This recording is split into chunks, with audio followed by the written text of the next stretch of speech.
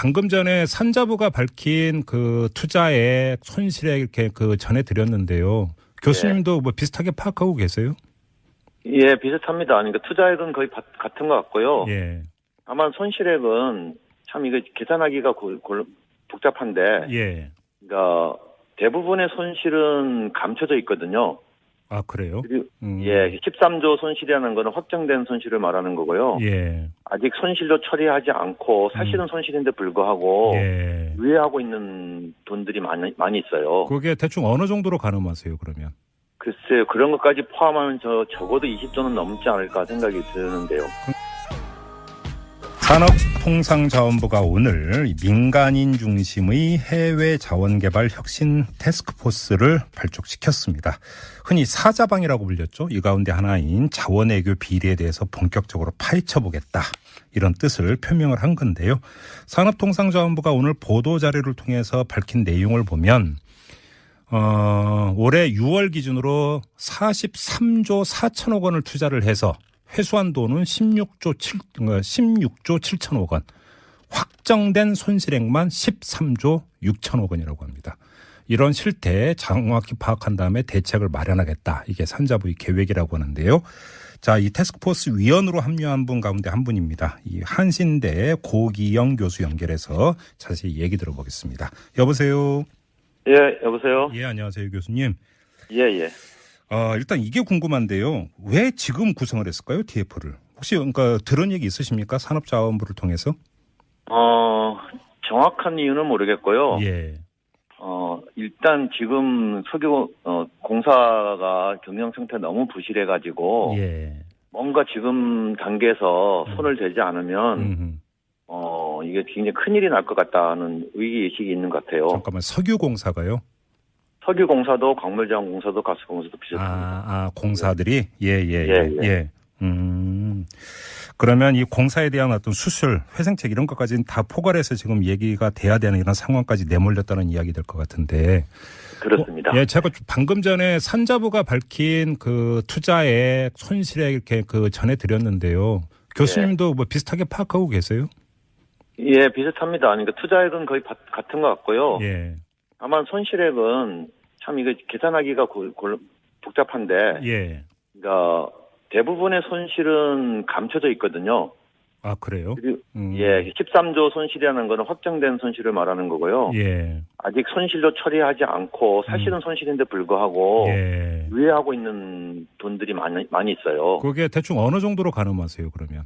글쎄요, 그런 것까지 포함하면 적어도 20조는 넘지 않을까 생각이 드는데요. 그러니까 20조가 그 우리나라 밖으로 가서 다 그 공중에서 사라져 버렸다 이런 이야기입니까? 그렇죠. 사라질 거라는 거죠. 이거 다 국민 세금이었던 거 아닙니까? 맞습니다. 그리고 그 국민 세금으로 메꿔야 되는 것도 하고요. 근데 문제는 지금 뭐 좀 하나하나 자세히 짚어봐야 되겠습니다만 한 번 투자하고 끝나는 게 아니라 계속 이게 그 밑빠진 독에 물 붓는 이런 경우가 발생할 수도 있잖아요. 그러니까 더 문제죠. 사실 지금 말씀하신 대로 예. 이 회사가 한번 망가지면 네. 그거로 딱 정리를 손절매를 하면은 그 손실이 거기서 끝나는데요. 네. 그거를 계속 들고 있으면 안고 있으면 계속 손실이 발생하거든요. 네네. 그 손실이 얼마나 될지는 참 가늠하기가 힘들죠. 근데 뭐 43조 뭐 이렇게 얘기를 하니까 솔직히 뭐 이거 감도 잘 안 오는데요. 어마어마한 돈이어가지고. 그렇습니다. 예. 예. 아무튼 그 교수님께서는 사실은 그 이전부터 계속 이 자원 외교 비리를 계속 추적을 해 오시고 책까지 쓰셨던 분인데요. 예. 이게 워낙에 방대하고 또 이게 그 구체적으로 들어가면 되게 복잡해서 여기서 다 훑을 수는 없을 것 같고 교수님이 보시기에 가장 악성이라고 보는 사례가 어떤 겁니까? 하나만 좀 소개해 주신다면. 한 2개 정도가 있어요. 예. 이 석유공사가 캐나다 하비스트라는 회사를 인수했는데요. 예. 이게 아주 엉망이었고 예. 또 하나는 광물자원공사가 예. 멕시코에 있는 볼레오에 있는 구리 광산에 투자를 했는데 예. 이 두 건이 아주 엉망이죠. 이게 좀 그 전에 보도 좀 나왔던 걸로 제가 기억을 하는데. 예, 맞습니다. 하베스트 같은 경우는 얼마를 투자해서 얼마를 날린 거예요, 도대체? 그 한 4조 5천억 정도의 그 회사를 인수했거든요. 예. 한 3조 5천억 이상을 날리게 될 것 같아요. 그렇습니까? 예. 그나마 그것도 예. 좀 긍정적으로 봐서 그렇고요. 네. 좀 더 나쁘게 보면 거의 다 날릴 가능성도 있습니다. 거의 다. 아예 회수가 예. 거의 불가능할 정도로. 예, 예. 볼레오 구리광산은요? 그것도 지금 실제로 투자된 돈은 한 1조 5천억에서 한 2천억 정도 되고요. 예. 그다음에 빚을 보증한 것들이 좀 많거든요. 예. 이런 것까지 포함하면 4조가 넘는데 예. 이거는 아까 하비스트보다 더 심하고요. 예. 아마 이거는 지금 손절매 하면은 다 날린다고 생각해서 손 빼는 게 오히려 나을 정도로 지금 최악의 상태예요. 손을 안 떼면 계속 더 이제 갖다 더 부어야 늘어납니다. 된다. 예, 투자한 액수보다도 더 많은 돈을 손실로 안아야 되는 상황까지 갈 것 같습니다. 아니 저는 좀 이 자원 외교 비리 이야기 나올 때마다 좀 의아했던 게 정부가 나서고 공사가 나섰던 거잖아요. 예. 여기서 그러면 당연히 조사를 했을 거고 그러니까 계산기 다 두드려 봤을 거고. 근데 어떻게 이렇게 엉터리로 할 수 있는 거예요? 사실은 제가 이제 좀 TFT 위원을 맡겠다고 한 배경에도 그런 이유가 있는데 저도 좀 그게 궁금하거든요. 예. 정말 터무니없는 투자를 했는데 예. 제가 생각하기에 우리나라 공사가 그 정도까지 아마추어는 아니라고 생각하거든요. 아마추어라면 진짜 그게 더 문제인 거죠, 사실은. 모르고 했으면 정말 문제죠. 그거는 더 큰 문제인데 저는 알고 했을 거라고 생각합니다. 그러면 왜 알고도 그리고 굉장히 주위에서 투자하기 전에 많은 지적들이 사실은 있었거든요. 네. 그런 걸 차근히 다 무시하고 독단적으로 진행한 사건들이 많거든요. 왜 그렇게 했을까? 과연 누가 그렇게 했을까? 과연 사장이 혼자 독단을 했을까? 예. 하는 의구심을 지울 수가 없지요. 바로 그래서 사실은 이제 국민적 의혹이 이게 말 그대로 경영의 논리, 장사의 논리만 작동이 된 게 아니라 당시에 정치 논리가 작동이 됐고 뒤에 이른바 권력 실세가 있었고 이랬던 것 아니냐라는 의혹의 시선이 있었잖아요. 예. 물론 이게 이제 밝혀져야 될 일이긴 합니다만 이런 어떤 의혹에 대해 어떤 신빙성은 어느 정도라고 보세요, 교수님은? 저는 거의 확신하는 편입니다. 그래요? 왜냐면요. 저도 이제 기업에도 있어보고 해서 그런 경영 판단을 많이 해봤는데 사전에 한두 푼이 아니지 않습니까? 몇 조 원이 되는 돈을 투자하는데 당연히 경제성 조사를 하거든요. 그 결과가 나온단 말이에요. 그렇죠. 투자해서 안 되는 사안이라는 걸 알았을 거예요, 저는. 제가 생각하기에는. 그런데 투자한 데는 다른 이유가 있다는 거 아닙니까? 그렇겠죠. 그 이유라는 거는 경제적인 논리가 아니고 다른 이유, 정치적인 논리라든지, 아니면 그 당시 어떤 이명박 대통령과의 어떤 관계라든지, 이런 부분이 저는 틀림없이 작용했을 거라고 생각을 합니다. 근데 바로 이 지점에서 이제 본격적인 질문이 성립이 되는 건데, 바로 그런 의혹 때문에 수사도 했고 감사원 감사도 하지 않았었나요? 예. 근데 밝혀낸 게 없잖아요, 사실. 그거는 지난 정부에서 한 거죠. 그러니까 이게 정부의 의지가 나는 정말 중요하다 생각하거든요. 박근혜 정부 때 사실 국감도 했었어요. 그때 국감위원으로 저도 참가를 했었는데, 이게 정부가 이거를 방어하겠다, 감추겠다 딱 마음을 먹으니까 아무것도 안 되더라고요. 잠깐, 박근혜 정권 때도 그랬다고요? 예. 좀 자세하게 좀 말씀해 주세요. 어떤 일이 있었는데요, 그때? 2015년에 국정감사가 있었거든요. 그래서 이제 그 당시 지금 더불어민주당이 야당이었고, 당시 이제 새누리당이 이제 여당이었는데, 자료 접근이 안 돼요. 아주 심한 말로 말하면요. 이제 감사원 자료를 우리가 봐야 되잖아요.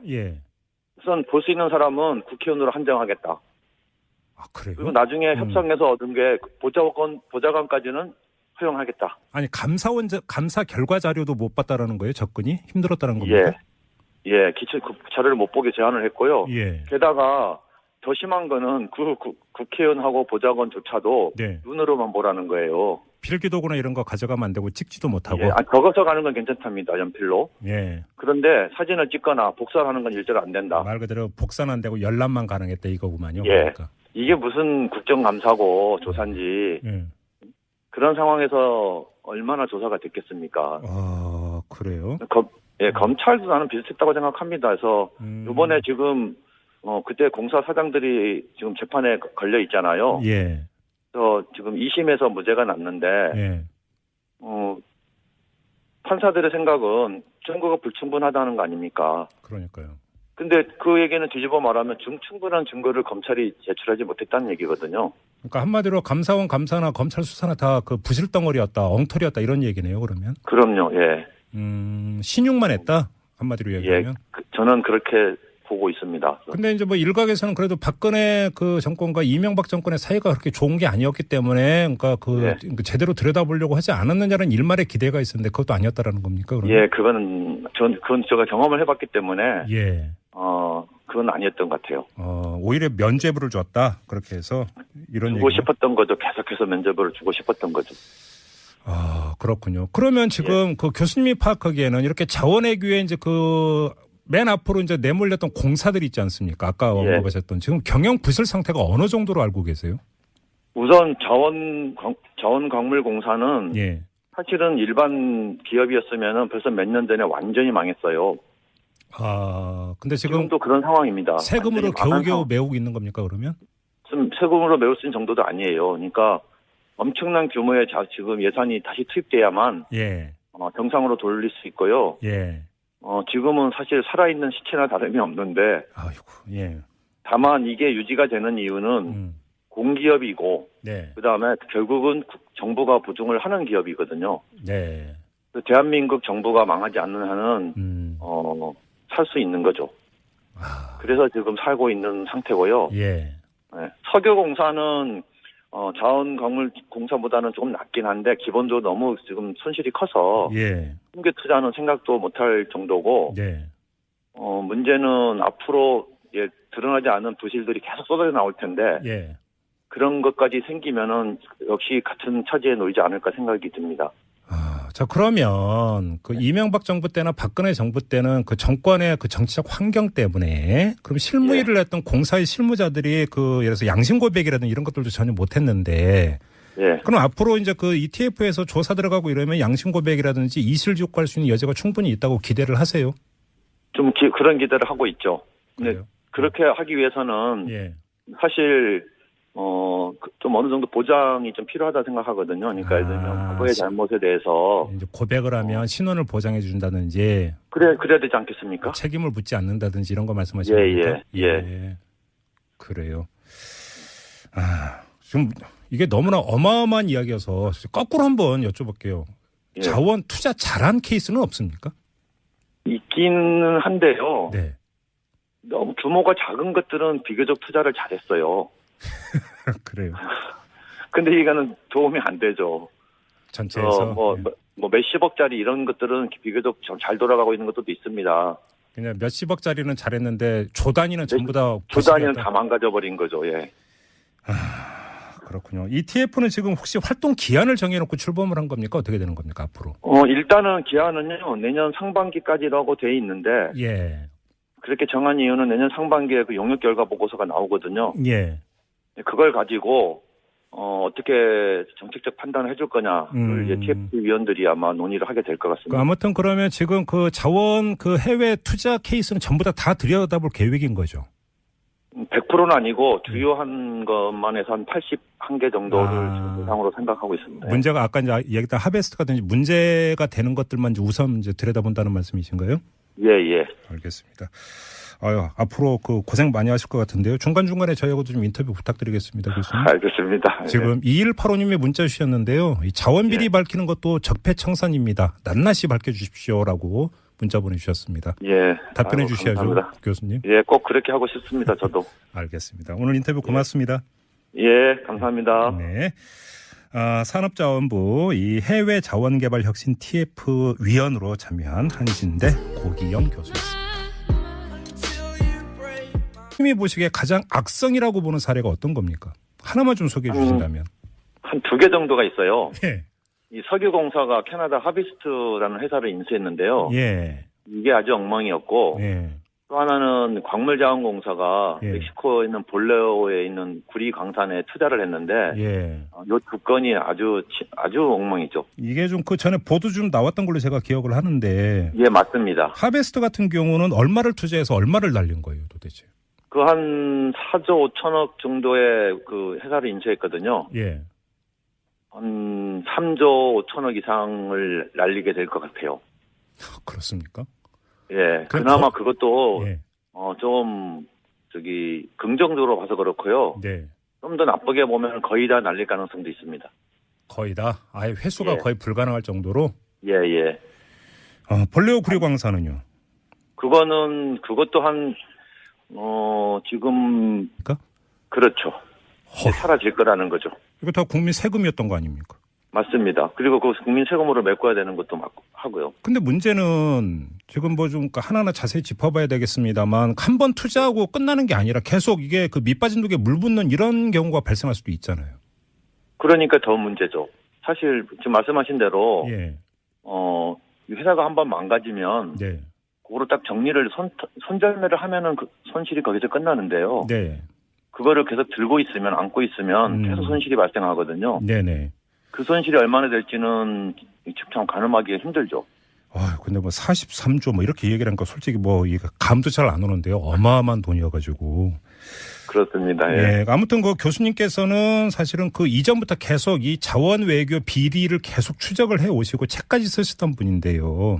예. 이게 워낙에 방대하고 또 이게 그 구체적으로 들어가면 되게 복잡해서 여기서 다 훑을 수는 없을 것 같고 교수님께서 밝힌 내용을 보면 올해 6월 기준으로 43조 4천억 원을 투자를 해서 회수한 돈은 16조 7천억 원.